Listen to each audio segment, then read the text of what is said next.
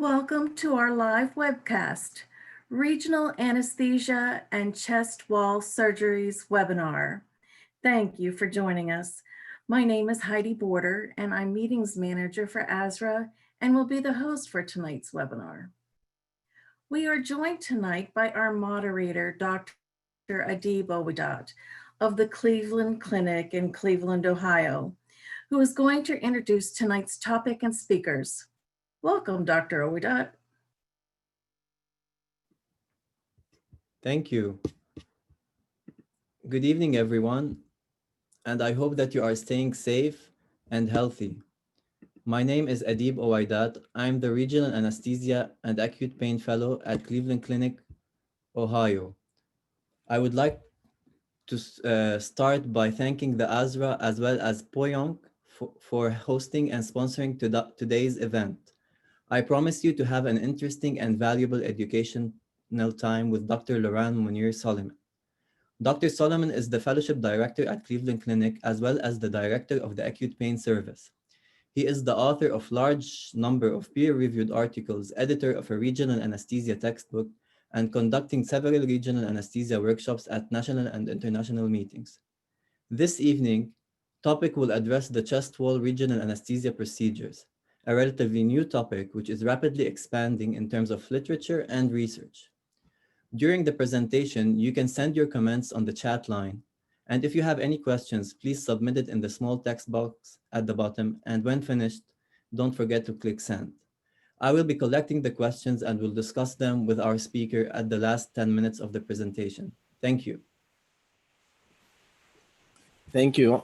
Thank you, Adib. Thank you for moderating this. And I want to join you thanking ASRA for providing the platform for this meeting, as well as for PAJUNK for sponsoring this meeting. I also want to wish everyone to stay safe. Hopefully everyone is healthy. I know it's a difficult time and it's a difficult time for all of us. And it's nice to be able to share with colleagues some of these presentations through the webinars. Now, as Adib mentioned, the topic we're talking about today is a regional anesthesia for chest wall surgery. Relatively new topic because traditionally, cardiothoracic surgery as an entity has not been a major focus for regional anesthesia procedures, unlike orthopedic or colorectal surgeries. Even though most of the studies, most of the literature suggests it is one of the most painful incisions to handle, and pain for cardiothoracic, as most of us know, can lead to major complication as reduced lung function, impairment of respiratory effort, atelectasis, hypoxia, reduced mobilization, DVT, and PE. And the literature, the surgical literature, have studied extensively the source of pain for this surgery. And it's variable, can be from the muscle that have been cut, rib fractures that happen during surgery, especially from retractors.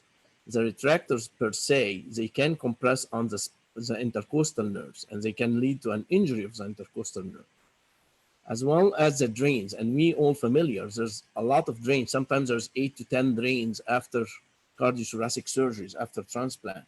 So there's a lot of drains that are placed. So all these are source of major chest wall pain. And that pain is typically severe enough. More recently, during the opioid epidemic, cardiothoracic surgery actually has topped the list of procedures that overprescribe opioid on discharge. And when we say overprescribed, we usually use the 200 milligram equivalent of oral morphine as an indication of overprescribed opioid. So if we look at data that presented by the NSQIP data from 3 academic centers, and that was published in 2017, looking at surgeries with overprescribed opioids. The ones on the right, the orthopedic, here's a 200 milligram line. If we look at the right, if we exclude orthopedic procedures, which by far top the surgical procedure, if you exclude orthopedic procedure, you're gonna find that VAD, the video-assisted thoracoscopies, is the one to follow, with an average of the 600 milligram oral morphine. So that's 3 times what we call overprescription. So that tells you that it has been managed mainly through opioid. Now, if we look at JAMA also, in 2018, they looked at outcome of cardiothoracic surgery in patients with opioid use. And what they found actually, if you look at the incidence of chronic opioid patient coming for cardiac surgery, has been increased eightfold over the last 15 years, which again highlights the problem that it is a painful procedure. It has been managed primarily through opioid. So tell you that regional anesthesia got into this a little bit late in the game, but there's nothing called too late. We can focus. Now, if we look at these surgeries and who are the patients who are more likely to have open heart with a chronic opioid, you're going to find the valve surgery are more opioid than the cabbages, for example, and the younger patients. So typically it's your young patient coming for valve surgery who have high possibility of being on a chronic opioid.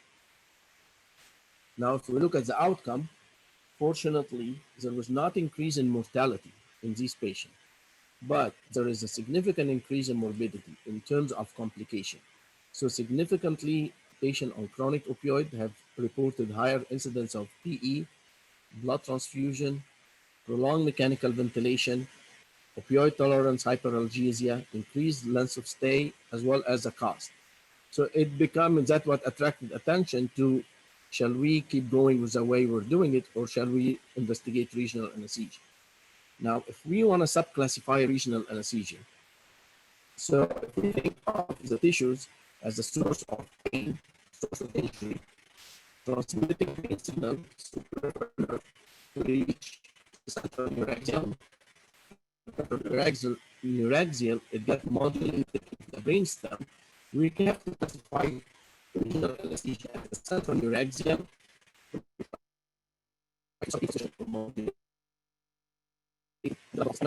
which typical for us is an epidural. However, it may be a spinal opioid. Have people have tried this? Discussed today, the fascial plane block. Fascial plane blocks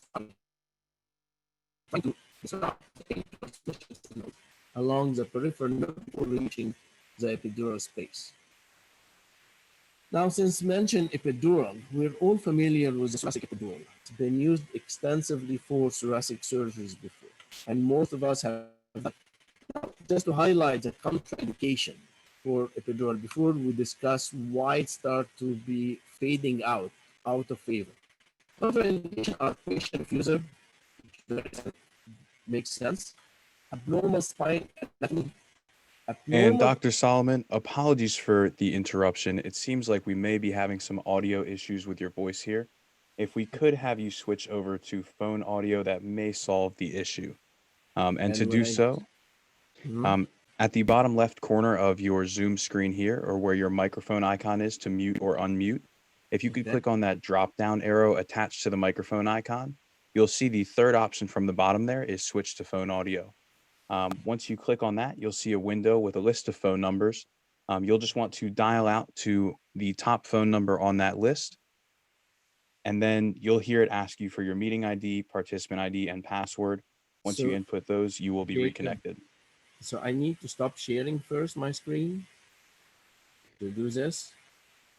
At the top of your screen, you should see your view options there, and there you can find your microphone. So I'm gonna go microphone. Can I try the microphone through the camera? Because I have microphone array, microphone C99, the street webcam. Sure, you can try that as well, and we'll let you know if that works. Okay, so I switch it to the camera's microphone. Is that better? That is much better. Okay, so you may just need to speak up since it is a bit further away from you. Okay. So I apologize for this. Now, we were talking about thoracic epidural as a regional anesthesia option for cardiothoracic surgery. And we were mentioning there are some contraindications that will limit the thoracic epidural. Patient refusing it, abnormal spine anatomy, the abnormal coagulation profile. And that's also have to be considered, especially for patients who are going to be on bypass or is going to be on continuous anticoagulation or going to be on antiplatelet therapy after surgery. Spine instrumentation in the past or spine tumors. These are common contraindications, but typically that is not the limit of the epidural. That does not limit the epidural. Okay. Now, the advantage of epidural on the other side, I think the biggest advantage with epidural is the familiarity, comfort, and trust for most anesthesiologists with thoracic epidural. Most of us have been trained on thoracic epidural, so we're very familiar with how to place them. We're very familiar with how to manage them, how to assess them, the assessment and management. We're familiar with the side effect and complication. So that's an attractive point for epidural. Also, it can give you both side block by a single needle or a catheter. So a midline catheter can provide analgesia for both sides, one of the biggest advantage. Cover multiple dermatomes, and again, that also one of the big advantage. It gives you a widespread coverage. Block somatic and sympathetic, and we will talk about that in details in the next slide, but this is considered as an advantage as well as a disadvantage. Option to use different medications. So if you have a patient who are sensitive in terms of blood pressure, you can switch to opioids. You can use water-soluble, fat-soluble opioid. You can give clonidine. So you can use adjuvant in order to minimize the side effect of the medication. So that's another big advantage of the epidural. And if we look at the side effect, most of you are familiar with will be paresthesias, motor weaknesses, the opioid entity in the epidural, the nausea, itching, sedation, and respiratory depression. But more important that I want to touch base on is a sympathetic block. Now, a sympathetic block, if we look at the structures in here, coming out of the intervertebral foramen, you have the sympathetic ramus immediately anterior to the spinal roots. And this sympathetic ramus is also responsible for sensation coming from the visceral pleura as well as from pericardium. So advantage to block these is you're gonna control pain, a visceral pain, not a somatic pain. However, the disadvantage is you're gonna drop blood pressure. Now, is there a way to avoid this? And with epidural, it's almost impossible because you're gonna get the spread from nerve root to the ramus. Even paravertebral, very good chance that you're gonna have to block the sympathetic. You may start to negotiate that it is a unilateral sympathectomy. Yes, but if the incision is a midline, you're gonna have to do bilateral. And there is an incidence that the local anesthetic can spread to the other side. And from a paravertebral, you're gonna get bilateral sympathectomy. So the problem with sympathectomy is definitely the hypotension that happened, mainly due to the effect of local anesthetic on the sympathetic fibers. If the local anesthetic blocks the T1 to T4, that can actually also drop the heart rate. So that blocking the accelerator fiber, cardiac accelerator fibers, and you end up with bradycardia. So there is a hemodynamic changes in here that can be significant. Usually all this is tolerated in normal volemic patient. However, the treatment, which should be vasopressors to control the vasodilatation, usually end up by being fluid because it's easier, it's more familiar, it's safer to give fluid on a regular floor. And the fluid gonna lead to the interstitial edema and third spacing, which does delay recovery. From that point, epidurals start to lose favor in terms of thoracic surgery. So you may try to with lower doses and it's still been done and still been successful. Now, what are other options? So again, if we're trying to avoid epidural and provide analgesia to thoracic chest wall, what are other options? The next option, if we're gonna go would be the paravertebral, and we discussed this. Paravertebral, if you're doing midline incision, you may end up by doing bilateral. You're gonna induce sympathectomy, which can go bilateral from one side as well. And from a technical standpoint, it is not an easy block. It's actually considered as an advanced block, even with ultrasound. Now, what else can we do? If we track, we're gonna find that the spinal nerves gonna give the dorsal rami going to the back, and it gave the anterior sympathetic ramus, and it's gonna continue after that as anterior or ventral ramus, running below the rib, taking the number of the rib above, and we name these as intercostal nerves.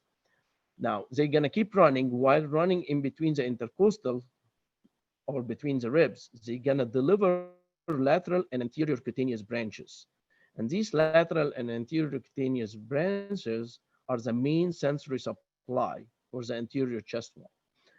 The intercostal nerves, you can do intercostal nerve block, but by looking at the anatomy, you're gonna find that already the intercostal, they do share with other intercostals. So there is a networking between upper and lower level. That's why it's a network between them. So if we decide that to do intercostal, we probably going to end up doing multiple intercostals.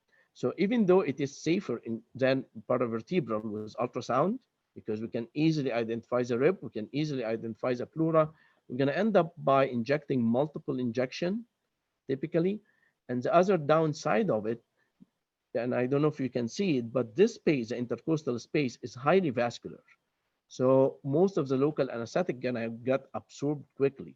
That's why the duration or the half-life of local anesthetic in the intercostal space is very short, and the duration of the block is usually very short. So you may need to do the intercostal multiple times, basically. So what else can we do? Instead of intercostal, we can target the other nerves, which we call fascial plane block, the terminal end or the terminal nerve endings coming out of these intercostals. So this will be, if you're talking about lateral chest wall, anterior chest wall will be the pec serratus. And if you're looking at the posterior or the back, it's gonna be the erector spinae block, basically. Now, what's the fascial plane blocks? So if you notice, we're not naming it as a peripheral nerve, we're saying fascial plane blocks because we don't have a formal definition so far of what are these. Target is usually a plane between the muscle that includes a network or a plexus of nerves before ending into their terminal branches. So we're not trying to block an identified nerve. It's a plexus of nerves. It is a volume and spread dependent since we're targeting a plane. Typically, we have to use ultrasound in order to identify the correct plane. Now, the pop technique or fascial pops or blind technique typically does not put the local anesthetic in the correct plane. Very hard to predict which muscle you're going through. So ultrasound is mandatory. And the name usually comes from the related muscle. So the muscle below it or the muscle superficial to it, and we put the name underneath. Now, these fascial plane blocks are for chest wall. We have for the anterior chest wall incision, there's a group of blocks. For the posterior, we mentioned the erector spinae. For the abdominal, we're not going to discuss today. Now, if you read in the literature the word interfacial plane, probably it is the same word for the fascial plane. They have been used simultaneously and interchangeable between fascial and interfascial because it gives the same concept. Now, the key for this is to understand the anatomy, to understand the muscles that constitute the chest wall. And what are these muscles? Where are the plexus of nerves run so we can appreciate where to locate our local anesthetic. Now, if I start from the back, muscles of the back, we don't care much about except the erector spinae, which is on top of the transverse processes. If we move a little bit lateral, we're still on the posterior. On the back, you have the latissimus dorsi muscle, the huge muscle. And now you're going to find in front of it, underneath it, is the serratus. Now, the serratus is a very important muscle when we do these blocks, because this is the muscle that's immediately on top of the ribs. So if I took cut sections through these ribs, there's a ribs, intercostal muscle in between the ribs, and they are all covered with the serratus. The serratus is very thin anteriorly, and as you move posteriorly, there's an increase in the bulk of the muscle till it got inserted into the ventral surface of the scapula in the back. Now, this is an important because again, a lot of the injection depend on identifying the serratus muscle. Now, the serratus muscle is covered, as we said, posteriorly and laterally by the latissimus, the huge latissimus dorsi, anteriorly lateral by the major pectoralis or pectoralis major muscle, and in a certain area, it is covered also by pec minor. So you're going to find areas where the rib are covered with serratus, then pec major, areas where it's covered by serratus, pec minor, pec major, and areas where the rib is covered by serratus and latissimus dorsi. That's why this understanding of the anatomy is very important. If you imagine the intercostal giving their branches, they're going to give branches from underneath the rib. They form a plexus between the rib and the serratus. There is a plexus between the serratus and pec minor, and a plexus between the serratus and the latissimus.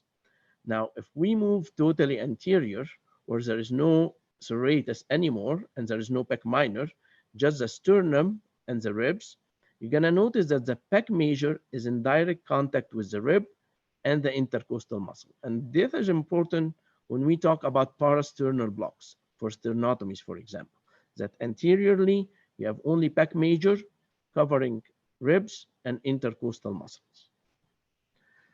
Now, here's where we're gonna scan, and notice at this scan, I'm starting at the anterior chest wall by mid-clavicular line, more or less, just medial to the coracoid process. You're gonna notice the axillary subclavian artery. Oweidat to it, you're gonna find the subclavian vein. People familiar with the brachial plexus blocks in the infraclavicular areas, they will identify this as the cords of the brachial plexus.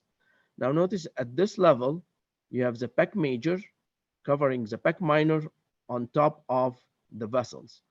Now, where are the ribs? I cannot see it much, but to see it as we're gonna scan, we're gonna have to tilt the probe medially to see the ribs and the pleura. And the first rib you're gonna watch on the chest will be the second rib. The first rib is up in the neck. So the first rib we're gonna see is the second. And if you follow with the Oweidat, you're gonna see third and fourth. Now let's run the scan and notice also there will be an acromiothoracic artery branches that are gonna come and run across these layers. So axillary artery vein, pec minor, pec major, acromiothoracic artery, and you notice the branches that come out of these. With a medial tilt, you're gonna start to notice the rib. And as a second rib, intercostals, pleura, notice the serratus. The serratus is very, very thin because we're anterior. And as we move posterior, the pec minor will end. And then the tip of the pec minor, you get to notice serratus is getting bigger and bigger. And it will be the major bulk of muscle in the mid-axillary to anterior axillary line, to be covered when we move posteriorly by the latissimus dorsi. So at this view, you're seeing the latissimus, serratus, ribs, pleura, and intercostal muscles. That's typically mid-axillary line or posterior axillary line. Notice all along these interfascial plane, you have vessel branches of acromiothoracic. And it's not atypical for nerves to run with vessels. We all know that.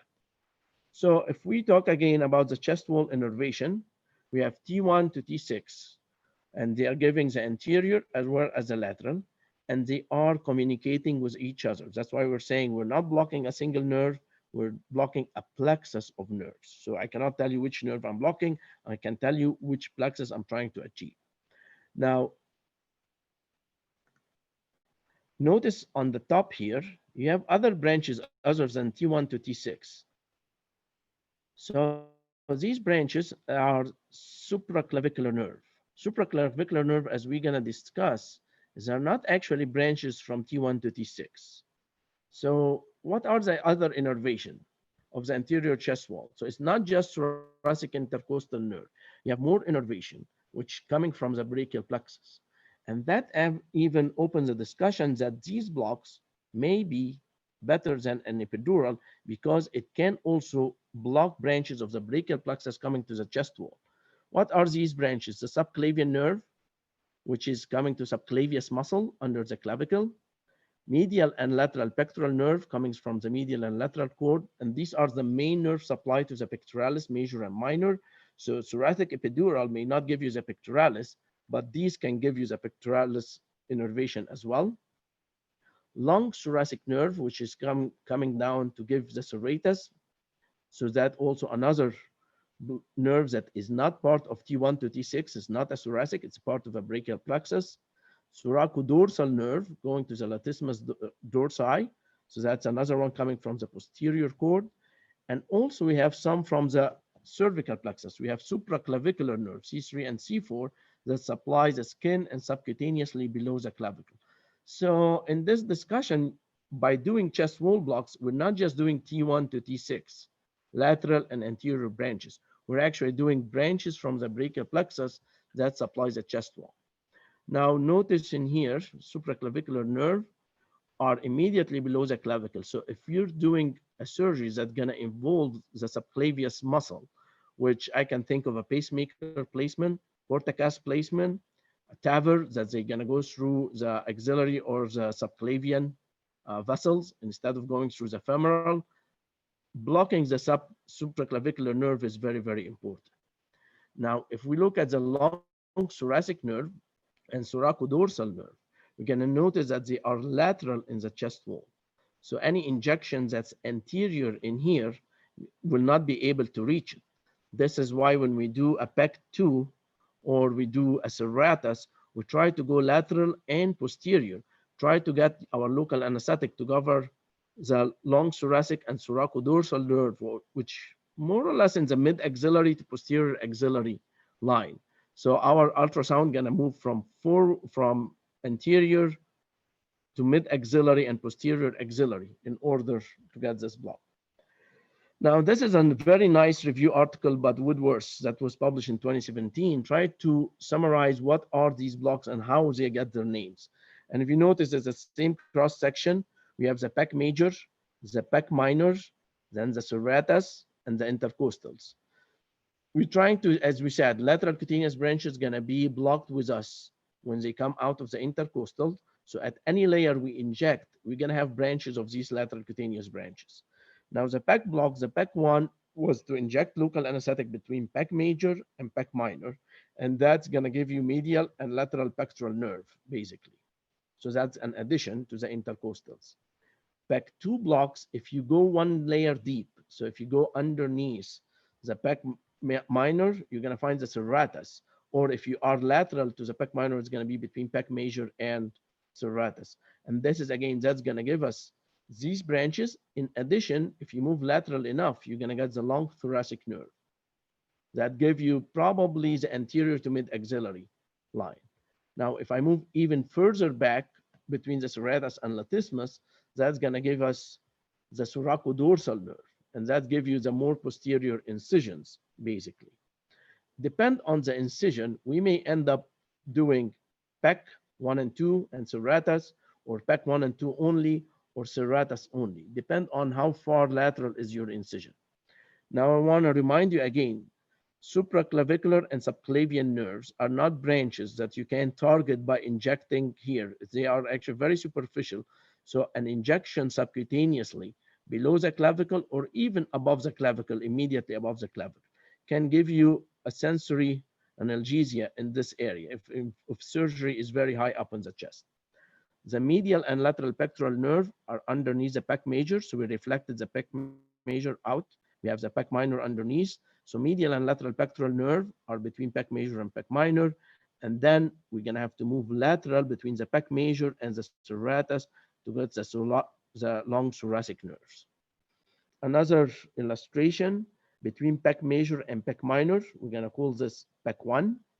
And PEC2 is if you go between a little bit lateral, posterior to the end of PEC minor, so you're between PEC major and serratus anterior. And again, you're close to the exit of the lateral cutaneous nerve.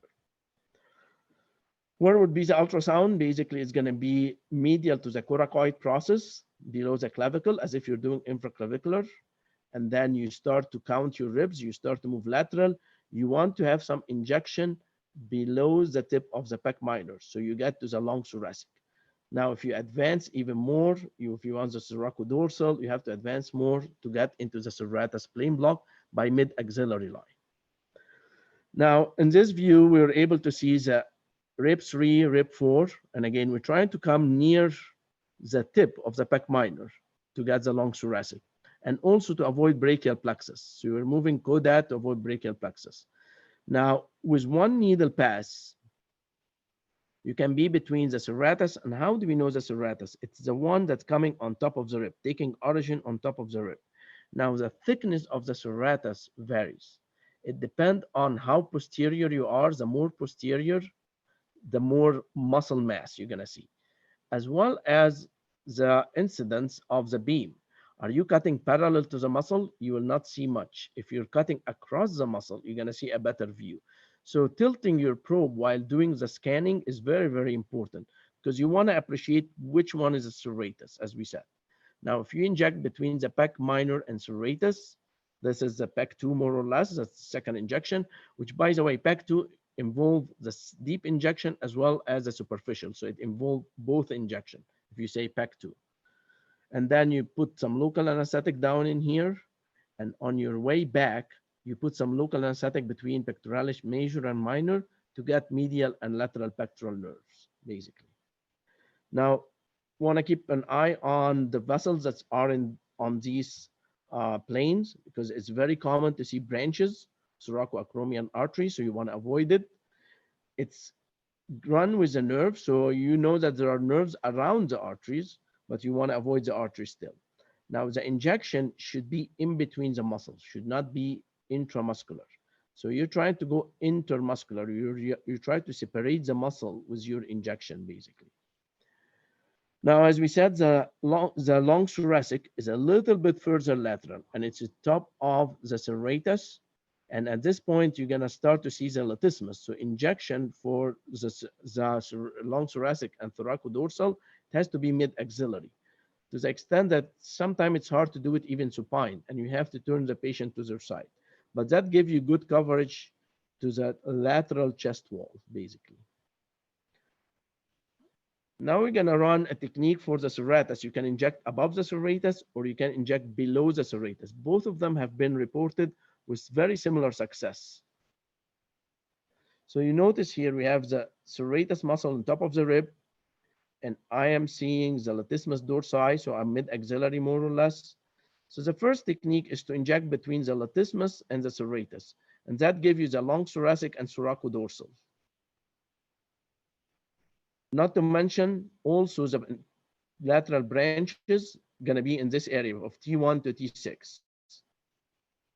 Now, some people have elected to go even further deep down to give some injection in there. And this is also to target more of the T1 to T6 plexus. As we discussed, there's a plexus underneath the serratus and a plexus above it. Some people have done both, so inject above and they go further deeper and inject between the rib and the serratus. So they divide the volume into two, basically.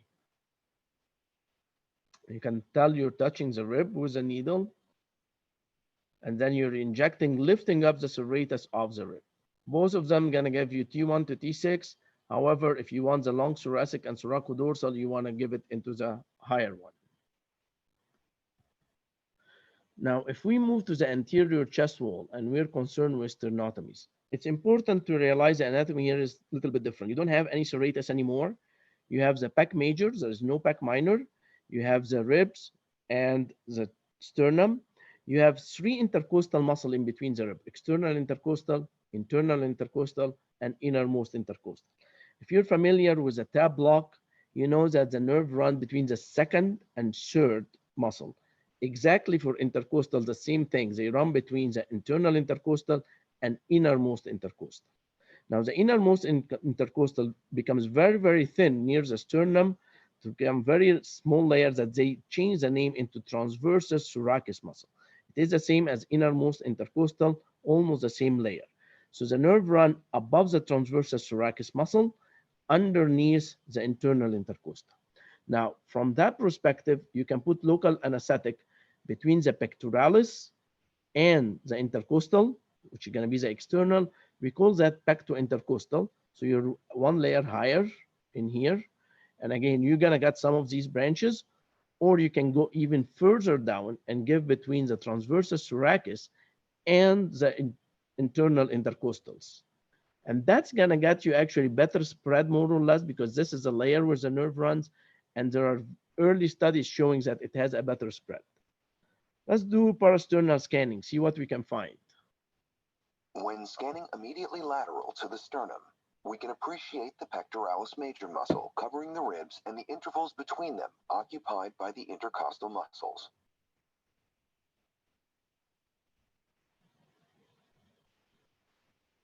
The intercostal muscles are made up of three layers, with the transversus thoracis muscle as the deepest of the three. The transversus thoracis muscle is separated from the lungs only by the pleura.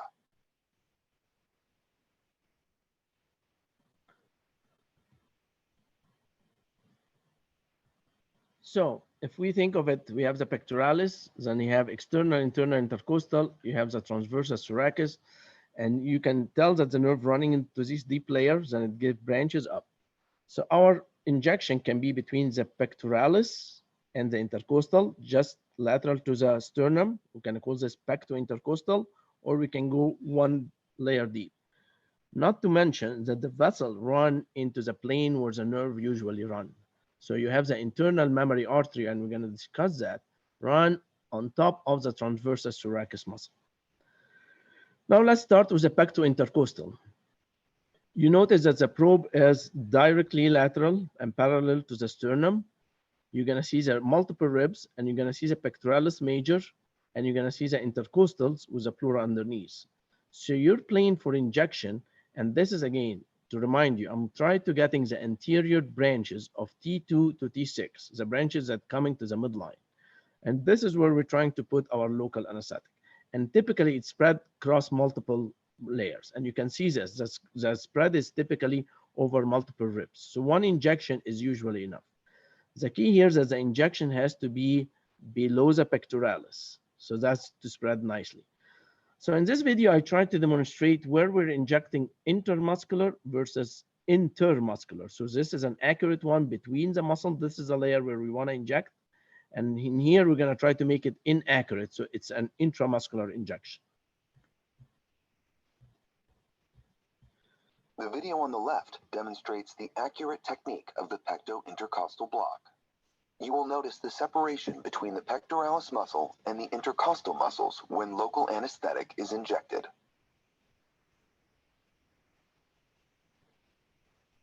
The proper injection of the pecto-intercostal, or PIFB block, is the interval between the pectoralis major and the intercostal muscles.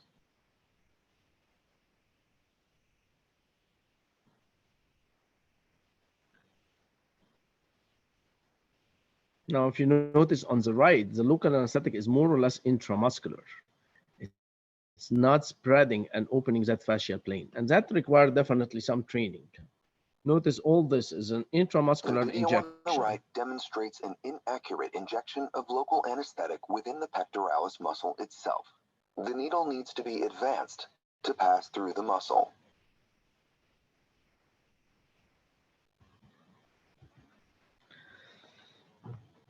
Now, the transversus thoracis, again, we are going to go one layer deep. So instead of going between the pectoralis and the intercostals, we're going to advance and we're going to try to identify the transversus thoracis, and we're going to inject between the external internal intercostals and the transversus thoracis. Now, that provides better spread, and there is an early cadaveric work that's showing that it spread better than this. Not just this, you know, this layer hosts the nerves, the intercostal nerves. So it's a better layer to put in. However, the risk is, A, you have the pleura very close to your injection, you're a few millimeters away, as well as the internal mammary artery. So again, to emphasize, the pec intercostal is between pectoralis major and intercostal muscle. Now the intercostal muscle are 3 layers on their own. So between the second and the third is going to be the transversus thoracis muscle. The proper injection of the transversus thoracis plane, or TTP block, is between the transversus thoracis muscle and the rest of the intercostal muscles that lie above it. With this demonstration of the TTP block, the needle passes through the intercostal muscles, careful not to puncture the pleura. Notice how deep was the needle. It's almost there.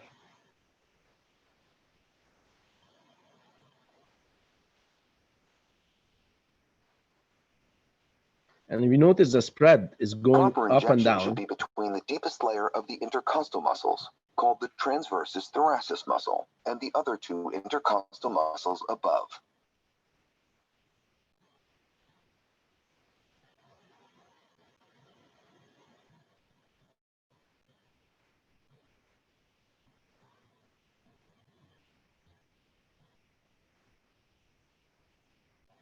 Notice how close to the pleura.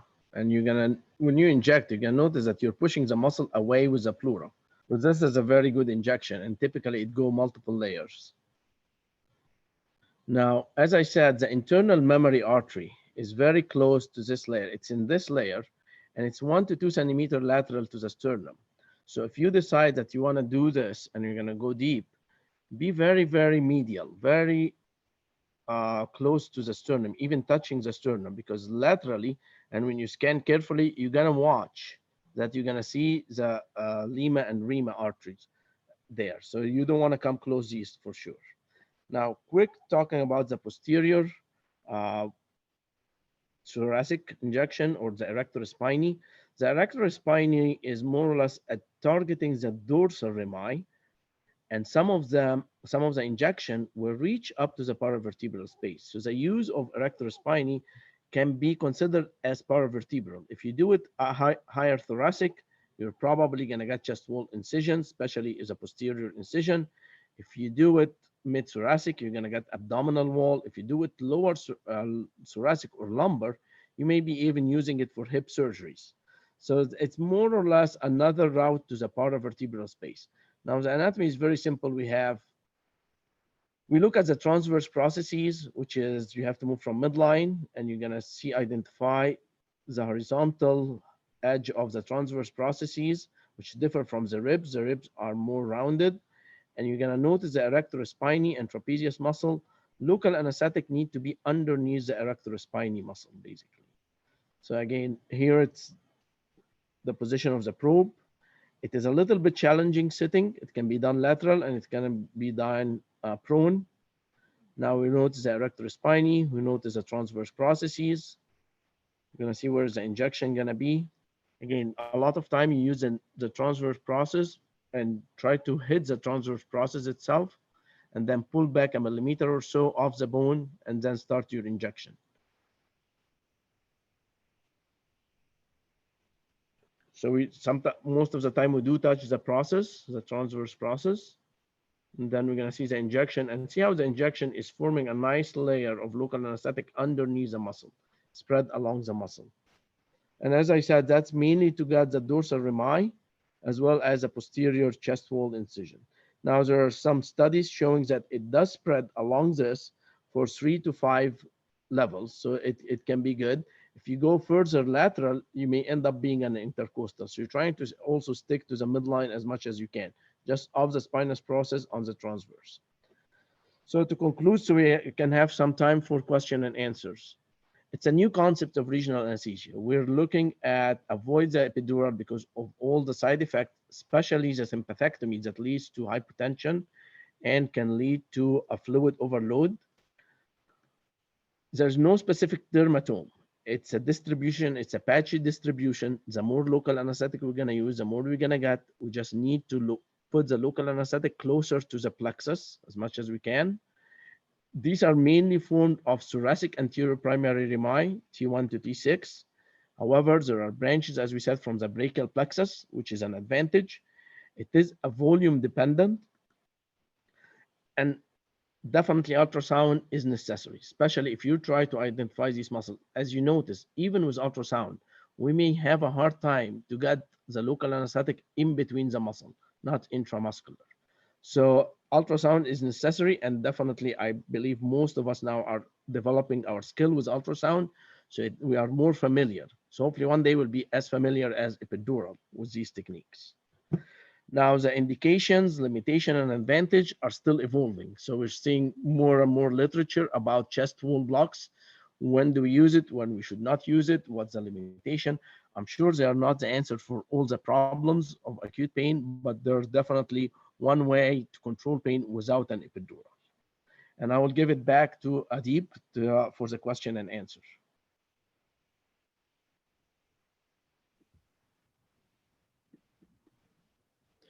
Thank you, Dr. Soliman, very much for this informative presentation. We have like 14 minutes for questions, so don't forget to write down your questions. This is your chance. I'm going to start off with an opening question. What are your protocols for anticoagulation in chest wall blocks? And do you consider these type of blocks superficial or deep peripheral blocks? That's a good question, Adib. Well, unfortunately, ASRA does not have very clear guidelines for anticoagulation as we have for epidural, neuraxial. But the guidelines for ASRA are giving you or are allowing the clinician to judge, is it a superficial or a deep? So for most of my practice, I would say APEC and Serratus are more or less superficial blocks. So if I can, most of the time, if I can compress on a hematoma that I induced, I consider that superficial block. So if I can compress on the pectoralis and I compress it against the chest wall and I can stop the bleeding or hematoma from developing, I consider that a superficial block. Needless to say, if you're gonna start to move into pec intercostal or you're gonna do the transversus thoracis, for example, somebody on anticoagulation and I got into the transversus thoracis and I got Zalima, consider that a deep block. I mean, it could be a few centimeters below the skin, but it's still a very deep block because you will not be able to control the bleeding at this point. So clinical judgment is important, and the degree of coagulation, definitely with these, we are more or less liberal with the anticoagulation. But again, take your clinical judgment. How bad is the coagulation of this patient? Is he a patient who oozes from any needle stick and he keep oozing? Then I wouldn't do any of these. But for the majority of patients, I think these blocks are very safe. Thank you. I have another question from the audience who's asking, as a substitute for a thoracic epidural, would you perform for cardiac surgeries a PEC1, PEC2 in combination with a Serratus block, or would you only just do a Serratus block?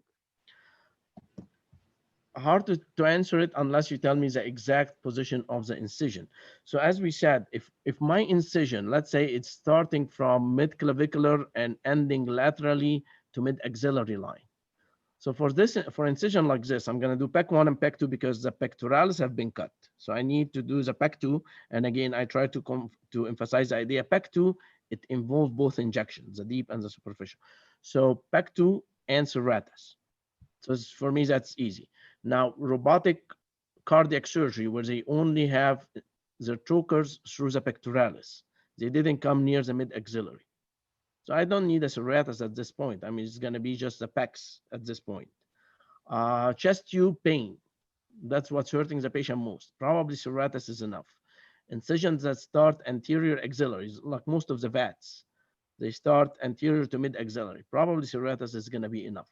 So you judge based on the incision and how extensive it is. Okay.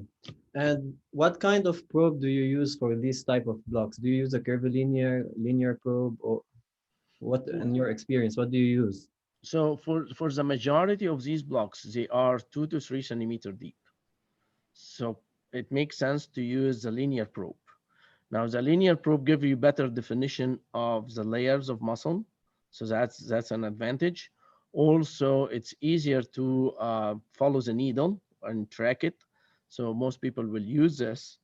Now, is there a morbidly obese and you're doing erector spinae and you cannot see much of the transverse process? Yes, then the curvilinear may have a role in this. But for most of the PEC, Serratus, or the para-sternal blocks, usually a linear probe is efficient. Okay. And do you have any suggestions specifically for chest tube pain after cardiac surgery?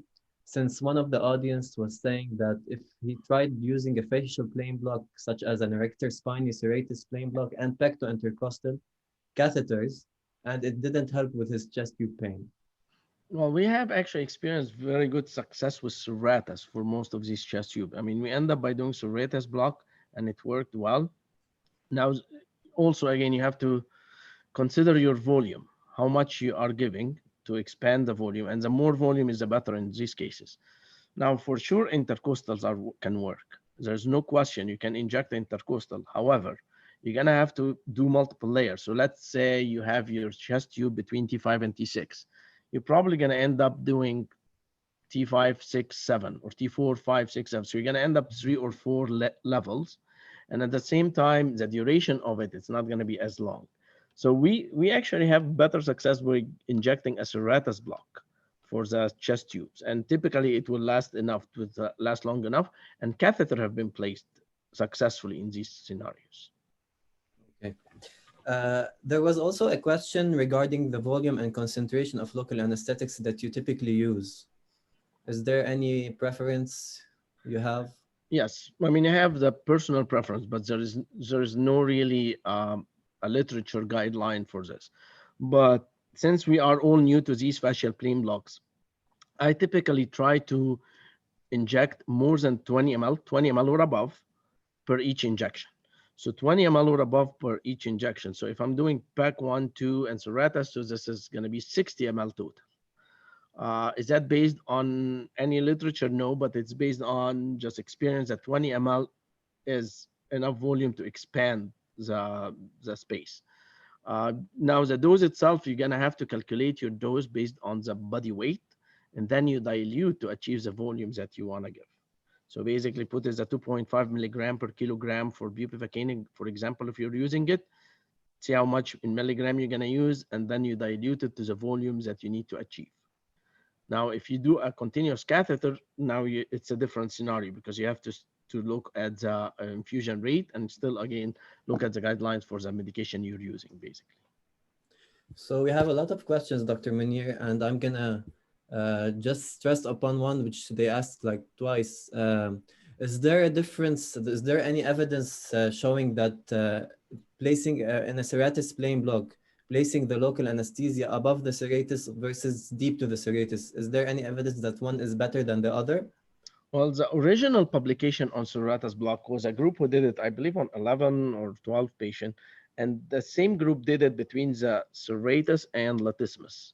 Then they repeated the study and injecting below the serratus, so between the rib and the serratus, lifting the serratus. And they reported actually very similar results, very comparative results.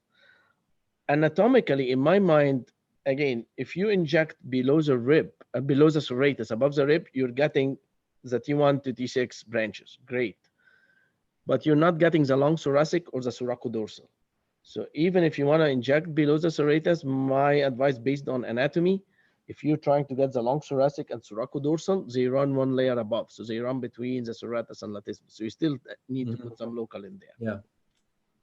And for pectointercostal facial plane block, do you have to do more than one injection or is one injection enough? Typically one injection enough, and actually you can track it with ultrasound and you can advance your needle. If you're not feeling like it's spreading as it's supposed to, you can keep tracking with a needle and follow it with the ultrasound to see the spread going up and down. But typically I go to the mid sternum, so somewhere in the middle of the sternum, and we just one injection. Now the key here, are you into the fascial plane where it's supposed to be?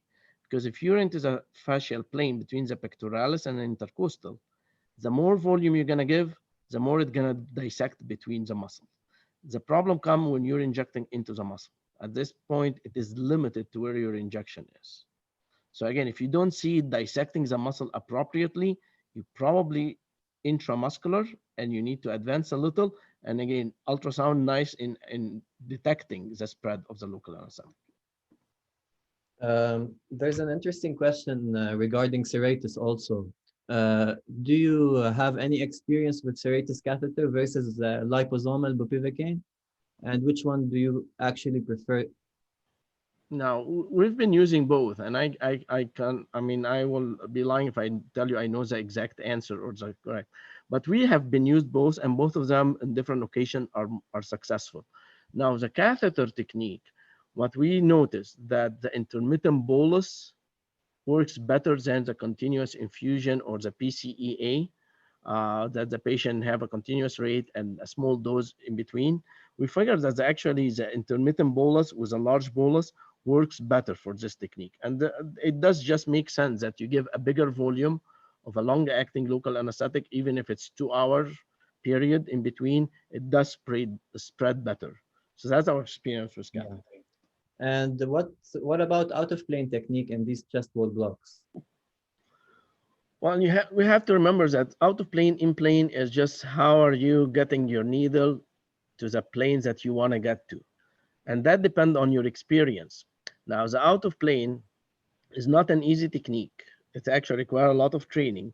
And to be able to avoid too deep of an injection, especially too deep here can mean intrapleural. So I wouldn't suggest it at the beginning. I would suggest people get comfortable with the in-plane. However, it is just the way you like to introduce your needle and the way you're comfortable introducing the needle.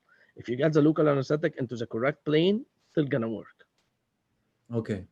And I have another question about indications.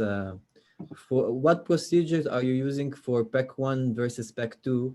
And what procedures do you use for serratus block in your practice?